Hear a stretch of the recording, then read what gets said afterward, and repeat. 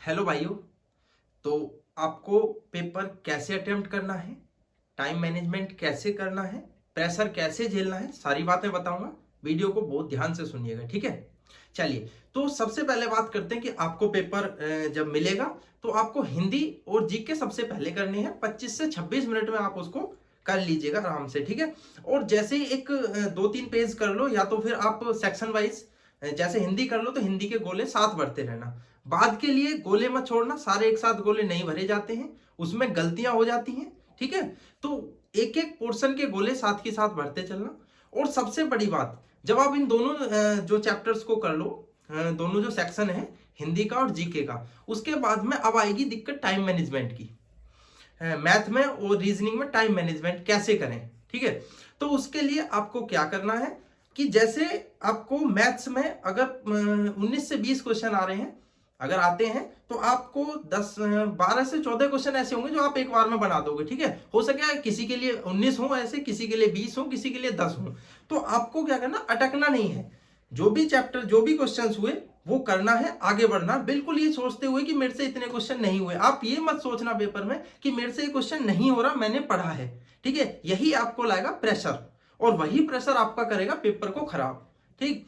तो आपको मैथ्स और रीजनिंग में हार्डली 1 घंटे में से निकल जाना है पूरे में। 1 घंटा यहाँ हो गया, 25 से 26 मिनट वहां हो गई, तो ये हो गया आपके 1 घंटे 25-26 मिनट, ठीक है। अभी भी आपके पास कितने बच रहे हैं, 30 से 35 मिनट के बीच में अभी आपके पास समय है।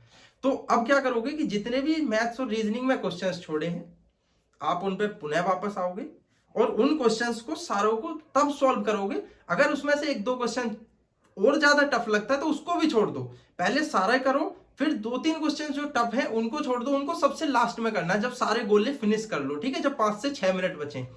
तो ऐसे आपको टाइम मैनेजमेंट करना है, एक बार में पेपर अटेम्प्ट नहीं करना है।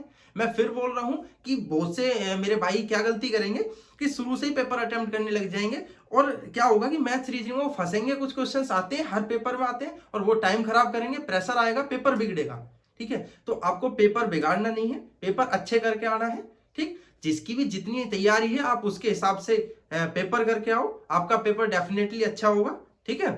तो बिल्कुल। और दूसरी बात, अगर आपको देखो 2-3 चीजें और गलत होंगी, या तो किसी मेरे भाई का एक आध गोला गलत पड़ जाएगा, आई होप ऐसा कभी ना हो, किसी के साथ ना हो, क्योंकि मैं भुगत भोगी हूं इसका, ठीक। तो आप गोले गलत अगर भर भी जाता है एक आध, तो आप घबराना नहीं है, पेपर पूरा अटेम्प्ट करना है, बोलना कि 159 क्वेश्चन में से मुझे नंबर लाने, ठीक है।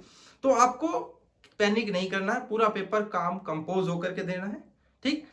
कॉन्ग्रेचुलेशंस, थैंक यू, और ऑल द बेस्ट सभी को, ठीक है। पेपर दे करके आओ अच्छे से, ठीक है। Okay, bye.